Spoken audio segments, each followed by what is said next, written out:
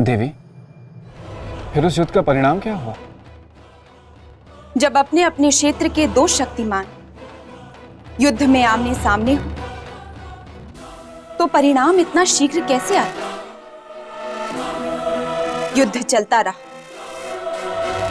समय बीतता रहा और बीतते बीतते समय की सुई उस एक निर्णायक घड़ी के पास आकर रुक गई,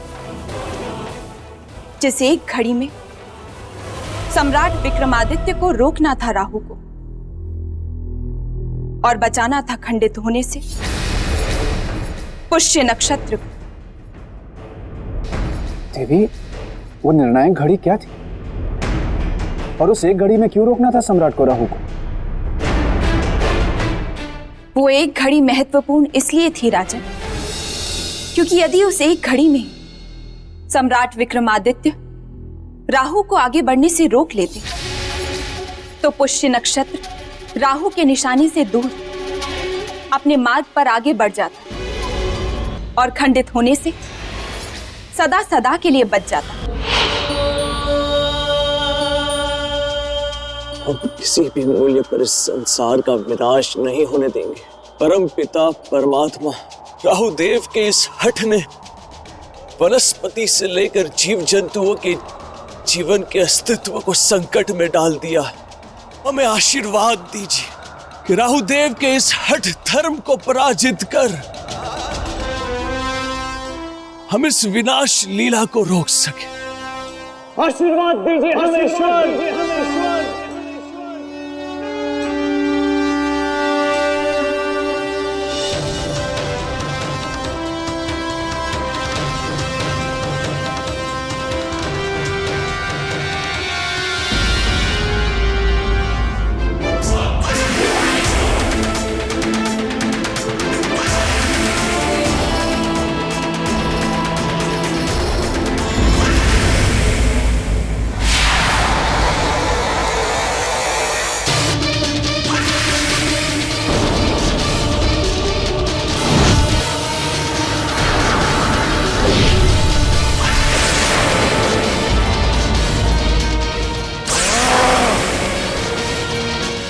कैसी शक्ति है जिसे हमारा वाहन और हम भेद नहीं पा रहे।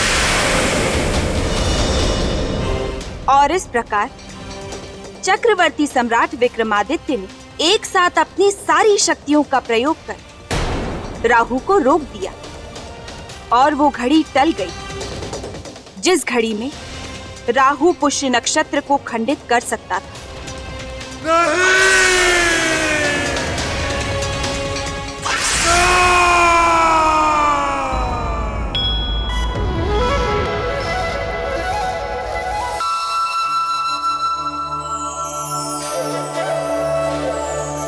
बादल हट गए, अर्थात चक्रवर्ती सम्राट विक्रमादित्य ने राहु को रोकने में सफलता प्राप्त कर ली। महारानी जी, महारानी जी होश में आइए, आंखें खोलिए महारानी जी, साक्षी बनिए चक्रवर्ती सम्राट विक्रमादित्य की सफलता का। संसार से संकट टल गया महारानी जी, सम्राट विक्रमादित्य ने राहु के कोप से पुष्य नक्षत्र को बचा लिया है।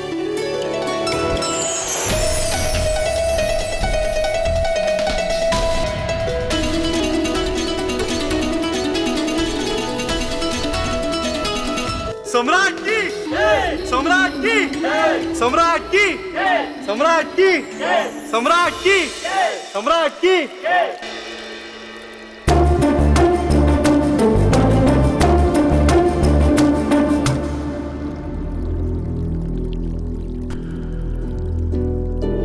देवी, मुझे लगता है कि अब बेताल को सामान्य कर देना चाहिए। देखिए ना कितने व्याकुल और परेशान हो रहे हैं।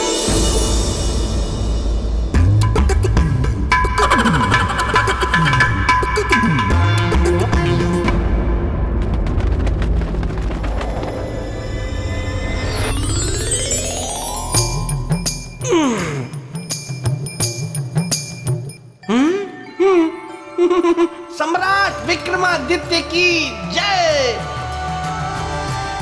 देवी जय लक्ष्मी की भी जय। अच्छा देवी, फिर क्या हुआ? राजन, सम्राट विक्रमादित्य और राहु के बीच का युद्ध चलता रहा और इस युद्ध में एक घड़ी ऐसी आई जब असंभव है मुझे रोकना, असंभव।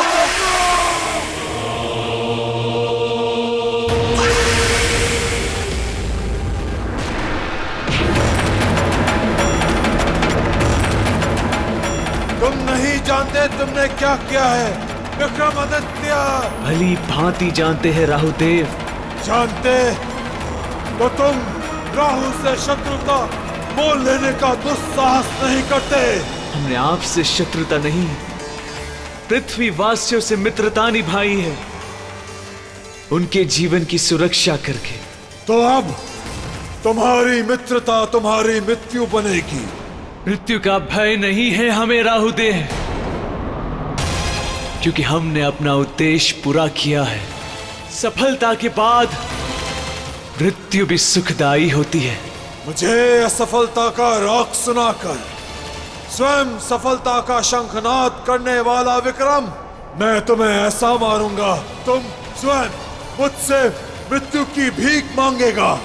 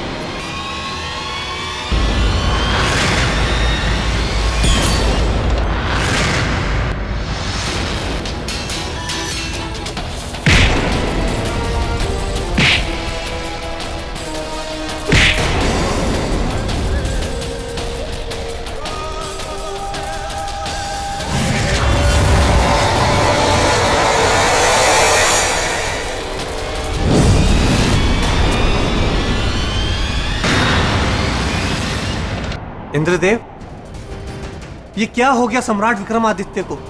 वो राहु का सामना क्यों नहीं कर पा रहे? क्योंकि पराक्रमी सम्राट विक्रमादित्य की सारी शक्ति राहु को रोकने में ही नष्ट हो गई। अब उनके पास शक्ति बची ही नहीं है कि वो राहु का सामना कर सके।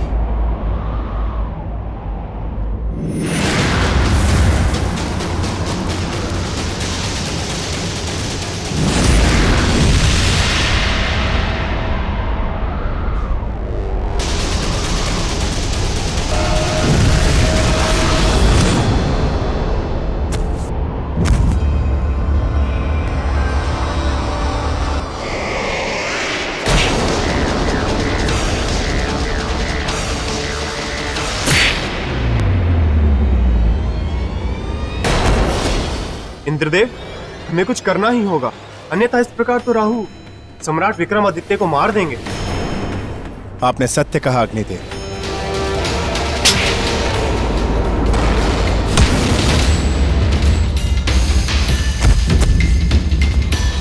मेरे विचार से अब हमें ब्रह्मदेव को समाधि से जगाना चाहिए। केवल एक वही है जो सम्राट विक्रमादित्य को राहु के प्रकोप से बचा सकते हैं।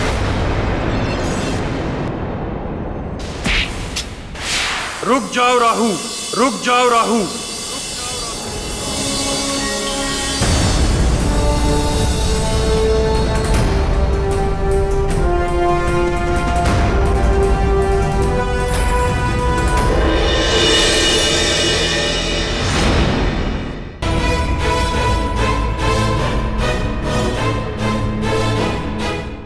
नहीं ब्रह्मदेव, आज मैं नहीं रुकूंगा। ये मेरा शत्रु है, मेरे प्रतिशोध के मार्ग पे बाधक है। आज मैं इसे जीवित नहीं छोड़ूंगा ब्रह्मदेव। शांत राहु, शांत। क्रोध विनाश की अग्नि है, इसीलिए मैं अपने क्रोध की अग्नि में इसे जलाकर भस्म कर दूंगा। उससे क्या प्राप्त हो? शांति ब्रह्मदेव, सुख। आप नहीं जानते मैं कितना अशांत हूं। आपने मुझे देवत्व का स्थान दिया, उसके बाद भी उस इंद्र ने मुझे अपने दरबार से निकाल दिया, अपमानित करके निकाल दिया ब्रह्मदेव। और अब इस विक्रमादित्य ने मेरे प्रतिशोध लेने का अवसर भी छीन लिया मुझसे। यह अपराधी है ब्रह्मदेव, बहुत बड़ा अपराधी, और उसका दंड केवल मृत्यु है। इसलिए आप बीच में मत आइए। ठीक नहीं आऊंगा तुम्हारे बीच। किंतु एक बात बताओ, तुम्हारे इस क्रोध और प्रतिशोध का कारण क्या?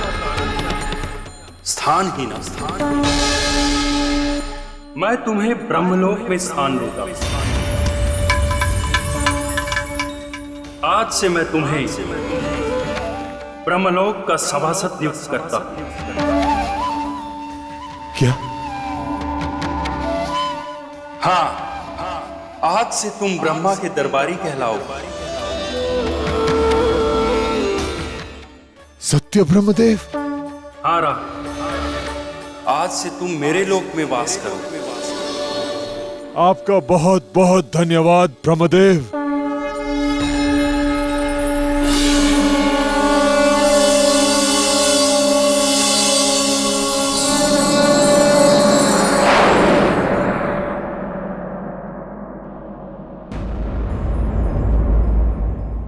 चक्रवर्ती सम्राट विक्रमादित्य, मुझे क्षमा कीजिए।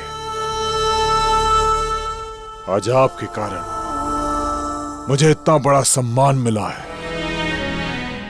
इस शुभ अवसर पर मैं आपको कुछ देना चाहता हूं। मेरा वरदान स्वीकार करें। अगर आप हमसे प्रसन्न हैं तो वचन दीजिए कि आज के बाद पुष्य नक्षत्र को खंडित करने के लिए आप कभी भी शस्त्र नहीं उठाएंगे। मैं वचन देता हूं कि आज के बाद कभी भी राहु पुष्य नक्षत्र को खंडित नहीं करेगा। तो देखा आपने, राजा भोज मेरा मित्र कितना अच्छा था। उसने राहु को क्षमा भी कर दिया। और फिर आपको पता है स्वयं ब्रह्मदेव ने क्या कहा? क्या कहा? उन्होंने कहा कि मेरे मित्र जैसा राजा, यानी सम्राट विक्रमादित्य जैसा राजा ना तो कोई हुआ है और ना होगा। बोलिए, है ना ये सत्य बात? एकदम सत्य बात है। देखा राजन, अब तो आपने खुद इस बात को स्वीकार कर लिया कि ये सत्य बात है। मतलब विवाद खत्म। तो अब आप इस सिंहासन को भूल जाइए। बेताल, देवी मैं तो बस यूं ही सोचती हूँ इस बार तुम्हें पत्थर की मूर्ति बना दूं।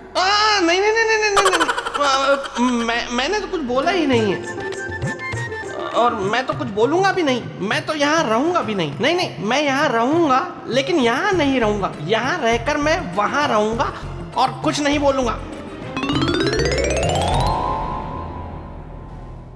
राजन, उसके बाद राहु ने सम्राट विक्रमादित्य को उनकी खोई हुई शक्तियां वापस लौटा दी। सम्राट विक्रमादित्य की, सम्राट विक्रमादित्य की, सम्राट विक्रमादित्य की।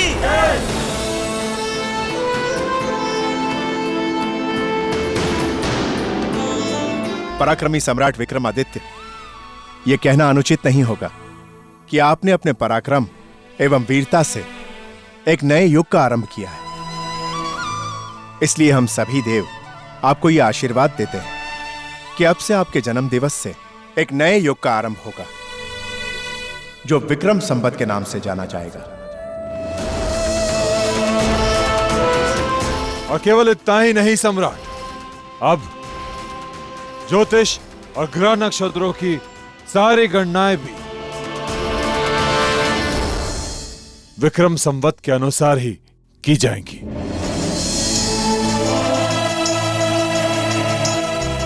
इस सम्मान के लिए बहुत बहुत धन्यवाद देव। किंतु देवगणों, इस सम्मान के पीछे राहु देव का भी बहुत बड़ा योगदान है। यदि वो हमारे सामने चुनौती बनकर नहीं आते तो ये सम्मान भी आसमान के तारे की तरह होता। राजन, मैं इस सिंहासन में पराक्रम की रक्षिका जयलक्ष्मी आपको चक्रवर्ती सम्राट विक्रमादित्य के पराक्रम की कहानी सुना दी। अब मुझे आज्ञा दें।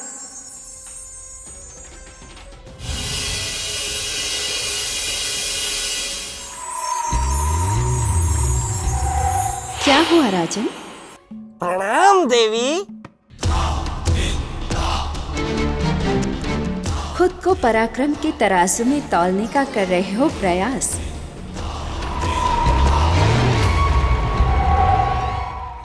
या बिना प्रयास चले जाने में ही भलाई का कर रहे हैं आभास? देवी आप? हाँ, मैं विचारों के भंवर में उलझ गए। नहीं,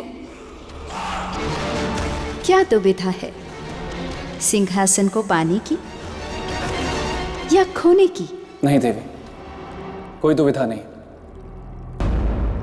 तब उत्सुकता है बाकी के 31 गुणों को जानने की। सिंहासन जो इस सिंहासन के आधार है।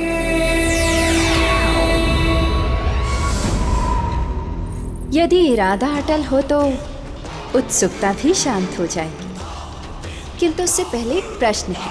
अवश्य। आपने सम्राट विक्रमादित्य के पराक्रम की कहानी तो सुन ली जी। तो बताइए, व्यक्ति की दो शक्तियों में कौन बड़ी है? कौन है सबसे शक्तिशाली, तन की शक्ति या मन की शक्ति? किस शक्ति धारक को आप कहेंगे सबसे भाग्यशाली?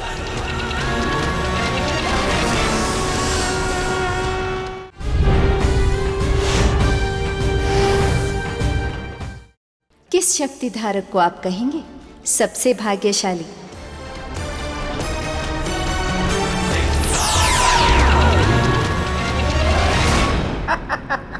राजन, आप बहुत अच्छे इंसान हैं। आप अपनी प्रजा का बड़ा अच्छा ख्याल रखते हैं। वाह वाह वाह वाह वाह। आप कहाँ इस सिंहासन और इन पुतलियों के चक्कर में पड़ गए? कहाँ इस प्रश्नोत्तर के खेल में आप अपना समय व्यर्थ कर रहे हैं?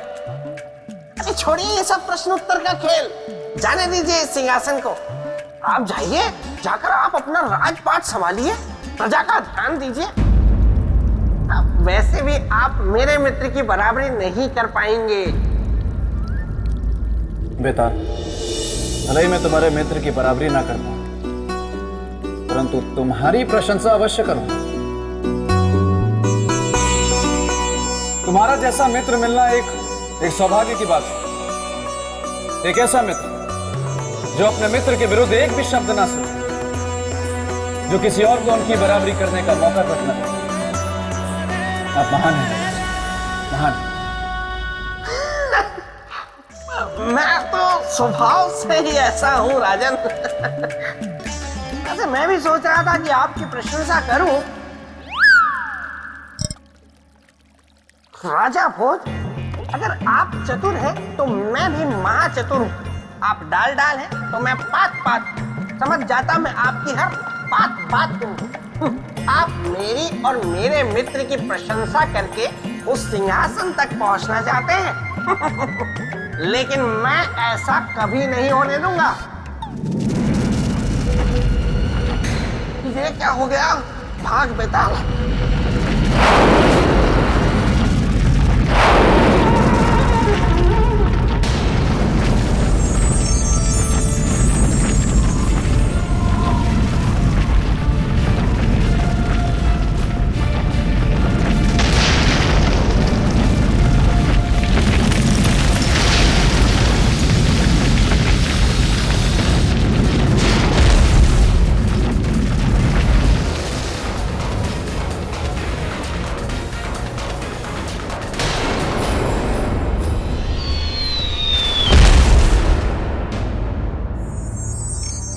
ये कैसी मां है?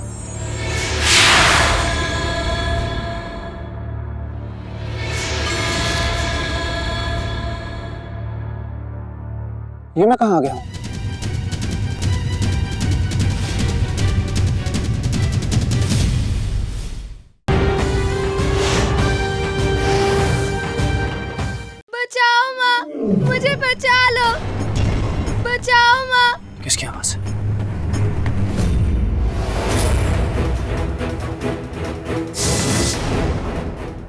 रो महेश्वर, मत रो। मैं हूं ना तेरे साथ, तुझे कुछ नहीं होगा मेरे बहादुर बच्चे।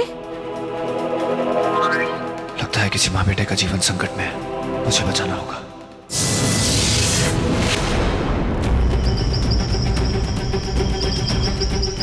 ये मार डालेगा मुझे, माँ मुझे ये मार डालेगा, माँ माँ मुझे ये मार डालेगा।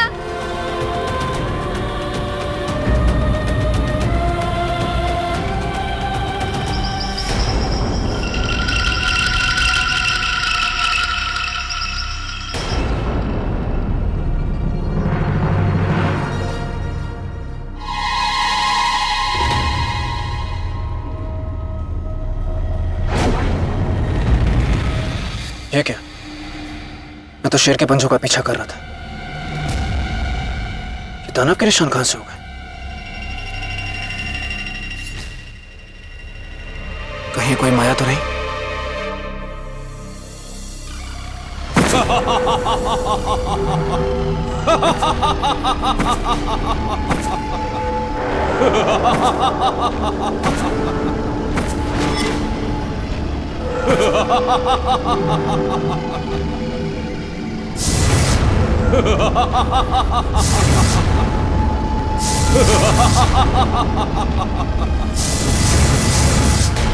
मैं पाँव पड़ती हूँ, छोड़ दो मेरे बच्चे को। मैं तुम्हारे हाथ जोड़ती हूँ, मेरे बच्चे को छोड़ दो।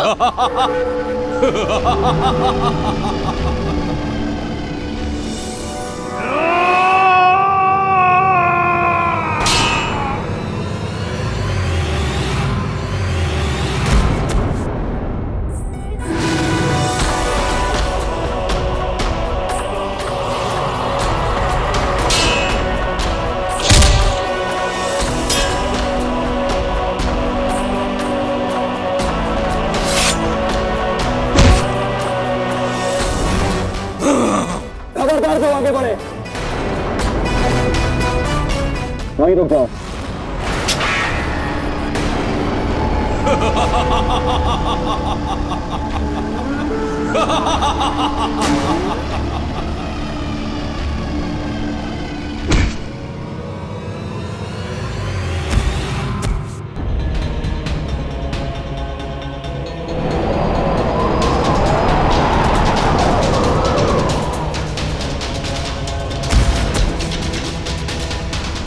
कहा था सिंहासन के चक्कर में मत पड़ो, बहुत मार खानी पड़ेगी।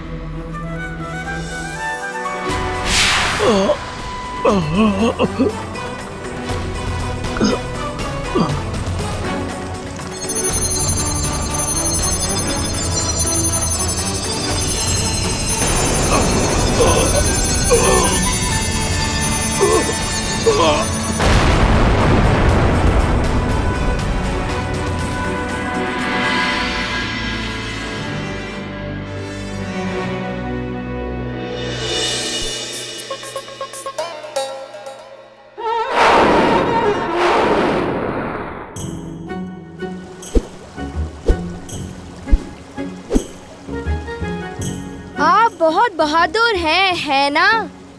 मैं और बहादुर कैसे? अरे आपने इतने बड़े दानव को मार गिराया, आपने लड़ना कहाँ से सीखा? आप सैनिक हैं? नहीं, मैं एक साधारण मनुष्य हूँ। बस थोड़ा सा साहस दिखाया और उस राक्षस को हरा दिया। अरे केवल साहस से आपने उससे मार गिराया? हाँ। माँ, मैं भी आज से साहसी बनूंगा, किसी से नहीं डरूंगा, इनकी तरह।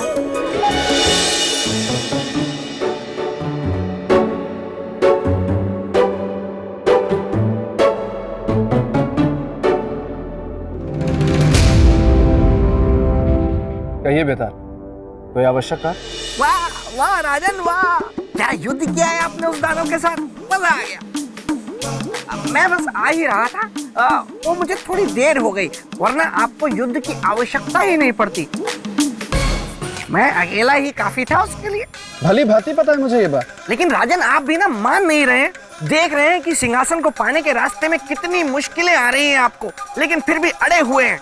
अब भी कहता हूँ समय रहते उज्जैनी वापस लौट जाइए राजन। आप नहीं जानते, लेकिन मैं जानता हूँ आपके रास्ते में भयंकर मुसीबत आने वाली है। मुसीबतों से कायर घबराते हैं बेताल। ठीक है राजन, ठीक है, मेरा कार्य था आपको समझाना, समझना नहीं समझना आपका कार्य है, आपका काम आप अपनी जाने, मैं चला। लेकिन अगर कहीं मेरी कोई आवश्यकता हो ना तो मुझे अवश्य याद कीजिएगा, मैं अवश्य आऊंगा, मन हुआ तो। याद रखूंगा। जय महाकाल। जय महाकाल।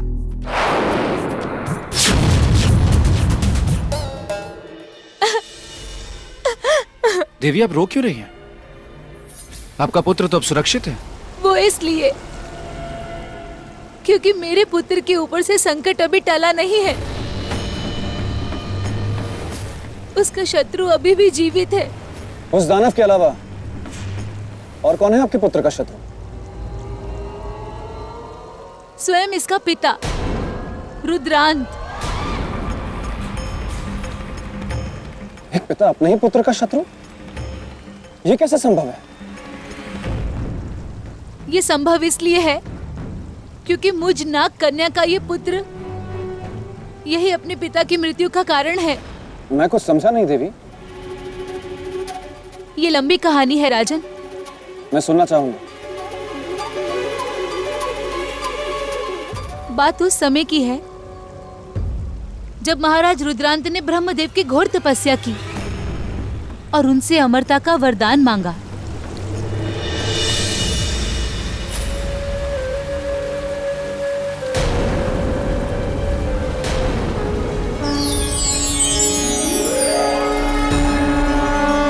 रुद्रान, आंखें खोलो रुद्रान। प्रणाम ब्रह्मदेव।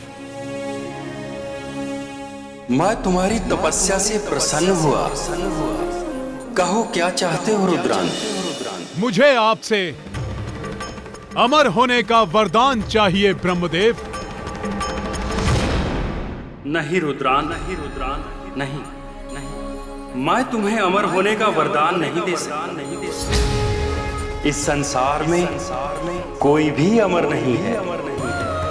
जिसका जन्म हुआ है उसकी मृत्यु निश्चित है। किंतु हाँ, तुम्हारी तपस्या व्यर्थ नहीं जाएगी, फल अवश्य मिलेगा। जाओ, मैं तुम्हें वरदान देता हूँ, जो भी तुमसे युद्ध करेगा उसकी सारी शक्ति तुम में आ जाएगी और वो शक्तिहीन हो जाएगा। तब तो मैं अमर हो जाऊंगा ब्रह्मदेव, मेरी मृत्यु नहीं होगी।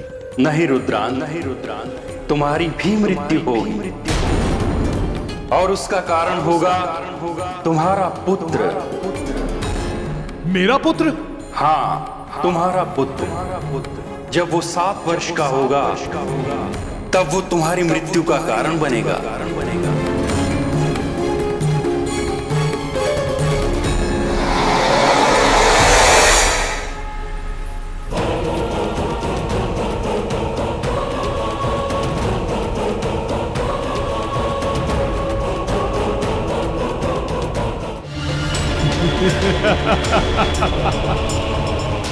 यदि ऐसा है ब्रह्मदेव तो मैं आजीवन विवाह ही नहीं करूंगा। अमर, अमर, अमर, अमर। किंतु देवी, जब रुद्रांत को पता था कि उसका पुत्र ही उसकी मृत्यु का कारण होगा, तो उसने आपसे विवाह क्यों किया?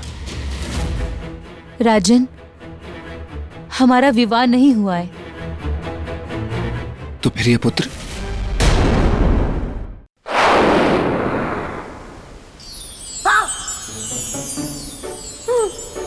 जीवित तितलियां, इसका मतलब सौंदर्य लेखा आ रही है। क्या करूं, क्या करूं? हाँ, मस्तिष्क कुमार की सुझाई युक्ति का उपयोग करता हूं।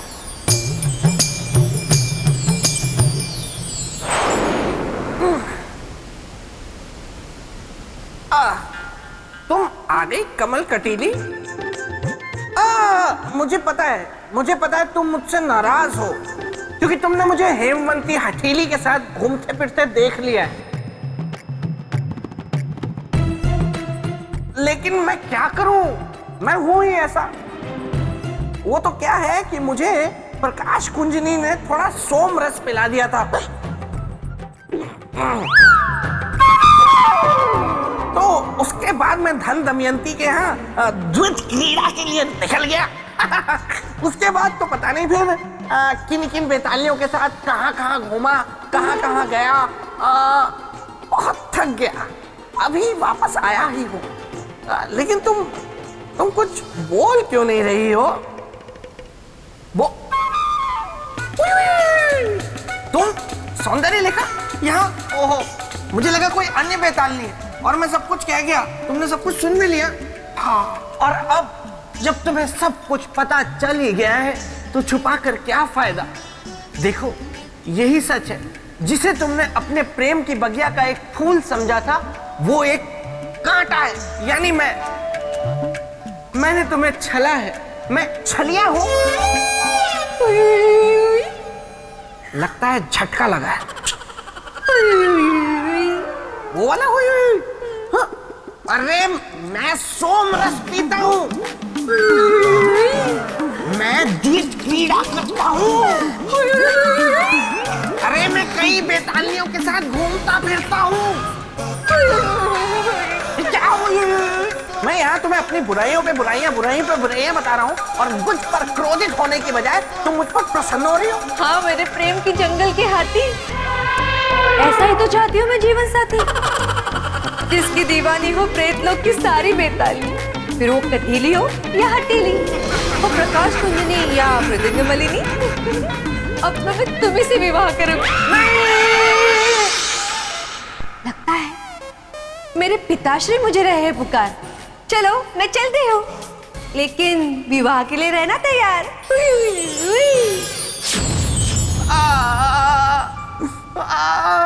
क्या करूं मैं इसका? मस्तिष्क कुमार की युक्ति भी किसी काम नहीं आई। अरे क्या फायदा है 4-4 आंखें लेकर घूमने का उसका। वापस करो। गोलू, देखो तो कहीं मेरी बातों का राजा भोज पर असर हुआ हो और वो राजमहल वापस चला गया हो। दिखाओ। ये बात 7 वर्ष पहले की है। ये राजा भोज भी ना सुनकर ही मानेगा। मैं भी तो सुनूं आखिर राज क्या है। जब महाराज रुद्रांत अपने घोड़े से ब्रह्मदेव की तपस्या के लिए जा रहे थे, उस दिन नाग पंचमी की रात थी।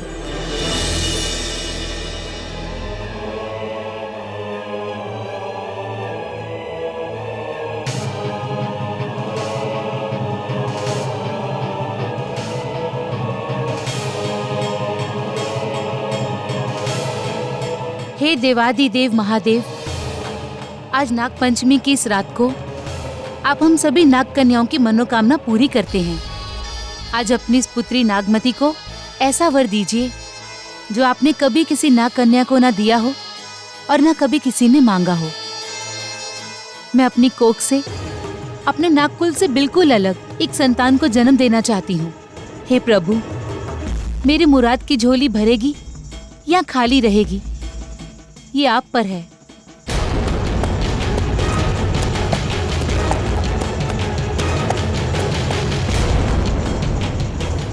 इस गुफा के भीतर रोशनी है, मुझे यहां जल अवश्य मिलेगा।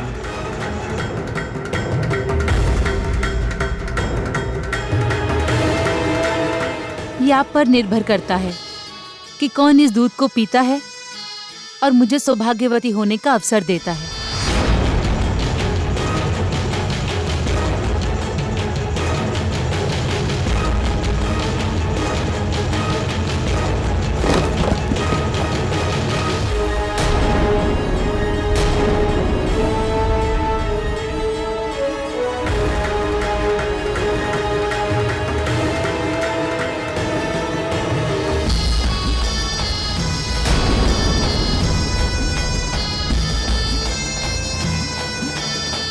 महाराज रुद्रांत ने मेरा हाथ पकड़ लिया और दूध का कटोरा लेकर पी गए।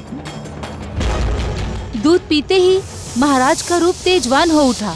उनके शरीर से एक तेज निकला जिसे मैंने धारण कर लिया।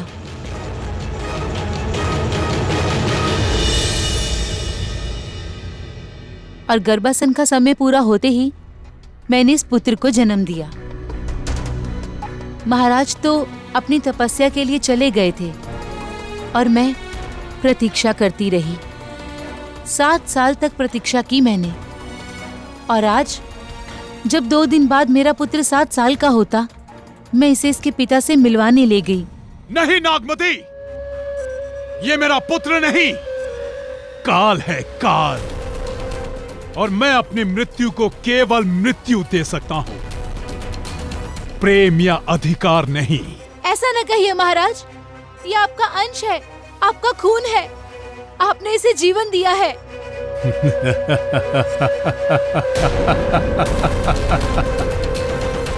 और मृत्यु भी मैं ही दूंगा। जो जन्म देता है उसे मारने का भी अधिकार होता है, और यदि ये जीवित रहा तो मैं मर जाऊंगा और मेरे अमर होने का सपना अधूरा रह जाएगा। सिपाहियों, पकड़ लो इसे। खबरदार जो कोई आगे बढ़ा। अगर किसी ने रोकने की कोशिश की तो उसका भी यही हाल होगा जो इसका हुआ है। चल बेटा।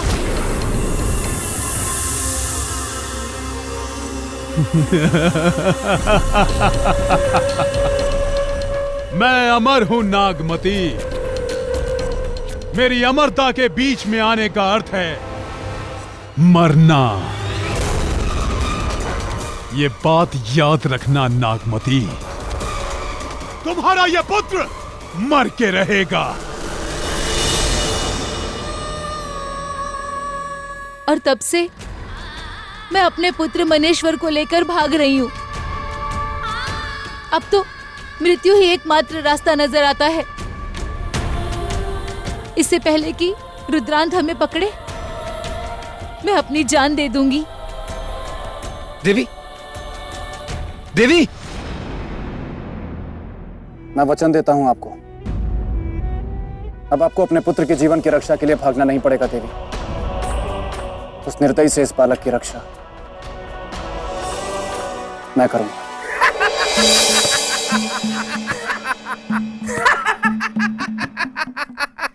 क्या हुआ बेताल, इतना हंस क्यों रहा? राजा भोज, रुद्रांत से उस बालक की रक्षा आप करेंगे? हाँ, मैं करूंगा। आप रुद्रांत से उस बालक की रक्षा कर ही नहीं सकते। पूछिए क्यों? क्यों? क्योंकि मैंने सुना है रुद्रांत के पास मायावी शक्तियां हैं जिनका पार पाते पाते इंसान खुद पार हो जाता है। बेताल, यदि मन में इच्छा शक्ति हो तो किसी से भी पार पाना संभव नहीं है। पर मैंने ये भी सुना है कि रुद्रांत को अमरता का वरदान प्राप्त है, और आपके पास तो ऐसा कोई भी वरदान नहीं है, और न ही रुद्रांत जैसा बल है आप में। पर बिना बल के युद्ध करना तो वैसे ही हो गया ना जैसे बिना दूध की खीर बनाना। बेताल, किसी निर्दोष के प्राणों की रक्षा करने के लिए अमरता की नहीं, साहस और पराक्रम की आवश्यकता होती, जो उस रुद्रांत में नहीं है। बेताल, मैं तुम्हें विश्वास दिलाता हूं कि मैं अपने पराक्रम से उस रुद्रांत का अंत अवश्य करूंगा। ठीक है, जब आपने ये मार्ग चुन ही लिया है तो देख लेते हैं कि इस पर चलकर आपको आगे मिलती है खाई या फिर सोने के महल में रखी हुई चारपाई।